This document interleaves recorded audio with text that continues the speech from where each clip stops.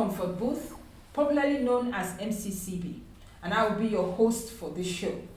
With me in the studio is the man at the helm of affairs, Mr. Ajibola Ajetuno, who is a seasoned legal practitioner with 25 years under his belt in estate planning, medical negligence, and mediation.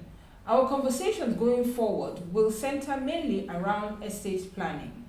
So why don't you grab a notepad, a pen, and depending on what the weather is where you are, something to drink. This weekly show promises to be educative. Mr. Ajetuno, it's a pleasure to have you in the studio. Pleasure is all mine. Please call me Jibola. There's no need to be very formal. Excellent. I think that will make it even more comfortable for the audience. Exactly. That's the point. So diving straight in, who is Jibola? What keeps him up at night? And what drives him? Well, my name is Jibola Ajetuno. I've been practicing law in Nigeria for 25 years. I have a penchant for medical negligence, mediation, and estate planning. I have a passion for these things because they have to do with everyday life, and it's actually the aspect of law that I enjoy. I have a passion for it. Okay, so if you call this a passion, why are we here today? What do you hope to achieve with your passion? I hope to educate and enlighten a lot of people. There's so many things that people need to know, need to learn about estate planning. And because of the myriad of situations that could happen in estate planning, as much as possible, we're going to try and break it down into little bits where people can digest and take away lessons that they would learn and need in their journey. Fantastic. It's the breaking down I wanted to get to. Okay. How would you break down for everyone to understand estate planning? What's a simpler way to coin that? Okay, so basically most people think that estate planning, or refer to estate planning as, I need to make a will. It really goes beyond making a will. And it takes sort of expertise and experience to do this. I usually tell people that estate planning is a halfway point between science, art, and a bit of everything that has to do with our lives. I'll give you an example.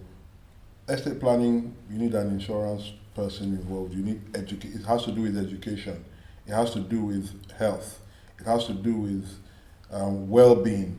It has to do with proper documentation. It has to do then with even property. Jibola, but I'm a market woman. You're not a market woman.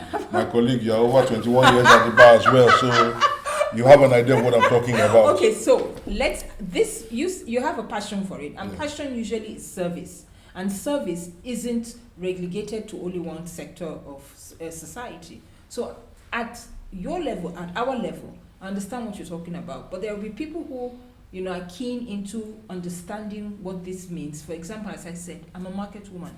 I'm selling beans, rice. Does estate planning apply to me? Yes. First of all, CB, you're not a market woman. You're a very intelligent and educated lawyer. Okay. So, but let's go back to it. The point is this. Over this series, we're going to break it down into a myriad of scenarios and situations that are easier for everybody in their everyday to understand and relate with. For example, you said a market woman. A market woman needs some form of estate planning. An accountant needs some form of estate planning. For your kids, you need estate planning. Your mechanic, Joe Blogs, needs estate planning. Everybody in their lives, one way or the other, needs an element of estate planning. And it is not just actually just sitting down and getting a lawyer to write a will. Yeah. There's a lot of forethought that goes into it. There's a lot of imagining your exact situation, and nobody on two people's situation are never ideal. So two things for me, yes. Right? Before the end of this show, I would like you to give me another way to refer to estate planning for our other viewers. Other viewers that are not lawyers? Yes. So another word for estate planning, let me see. Fix your life.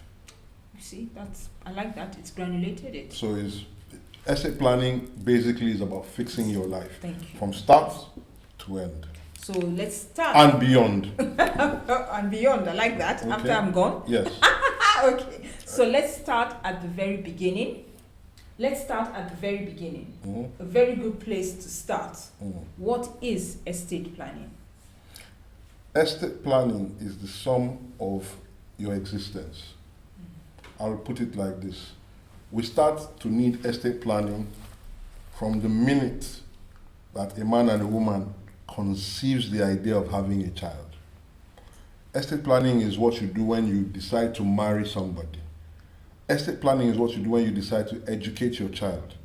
Estate planning is when you want to acquire property. Estate planning is what you do when you want to leave something for your loved ones. Estate planning is also a legacy. Estate planning is health and wellness. Estate planning is knowing that you need certain insurances at certain points in your life.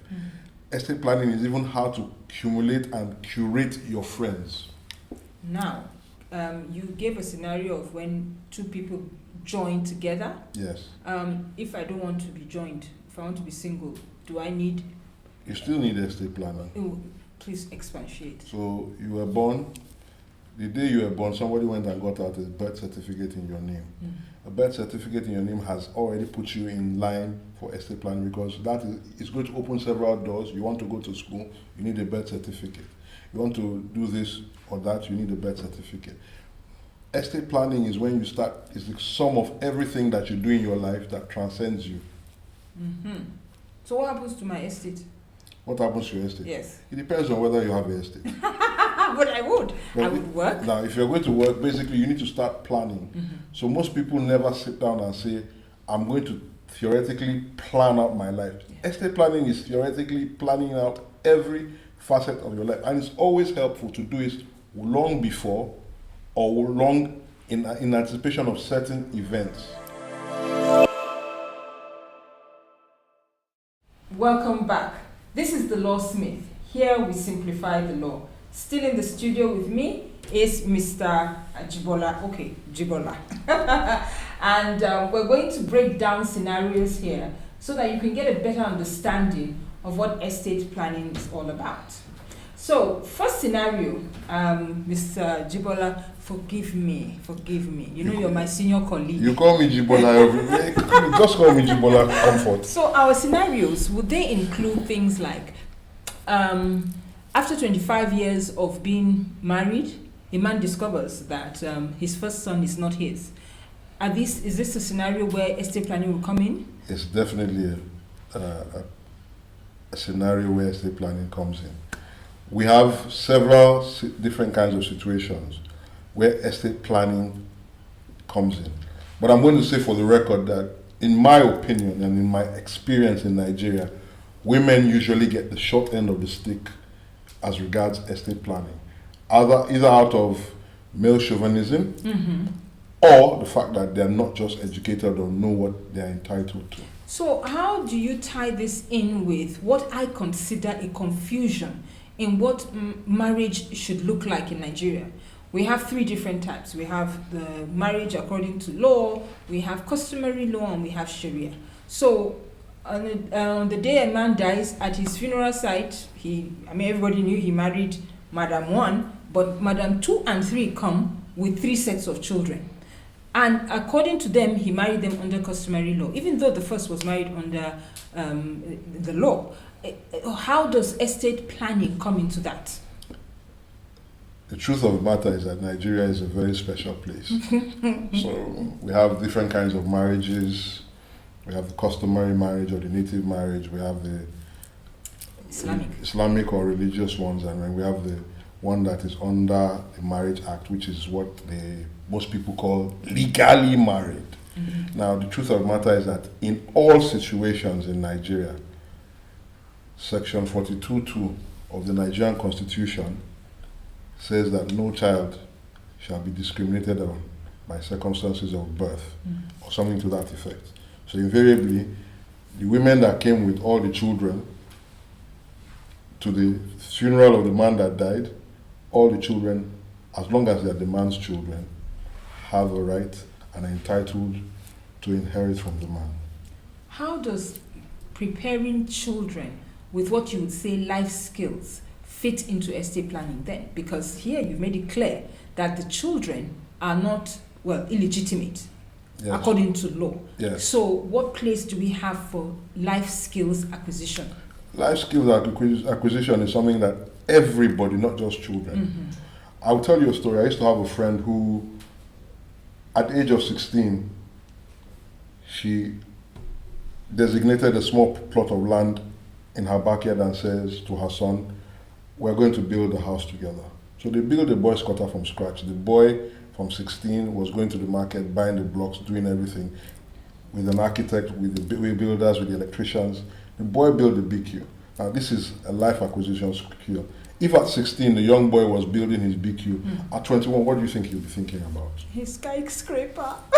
There you go. So that's life acquisition skills. Okay. And it goes far and more beyond that as well. Next. So those are things that parents should teach their children.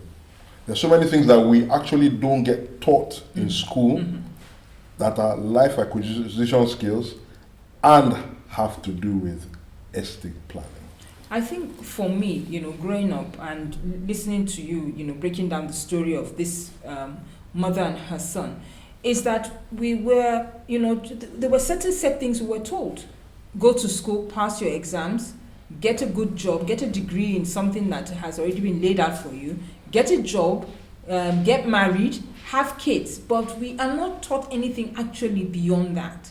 So what I'm hearing now is that in all this, we were still supposed to be told, look, there's going to be a certain part of your life that you would need to take care of, called estate planning. Yes. So we're going to discuss that in more detail. Yes, of course. Okay, now going back to what you said about females getting the raw Short end of the stick. We have traditions, we have culture, we have religion. How do you take in this? And these are strong things, strong foundational issues that we have in this country. How do you take that into consideration for estate planning? Because women are the ones who, again, are the short end of that stick. In summary, I always tell my friends when we have this discussion that for me personally, men hold on to so many things, and they believe that once I marry a wife, or my wife leaves me, or we get a divorce, she's out to ruin me. Now, it might be the case. I'm not the judge, I'm not the arbiter of that situation, but you need to understand something. If you have children in a relationship, it's very hard for the woman to neglect or not care for her children. So for me as a person, I always say I personally don't own anything.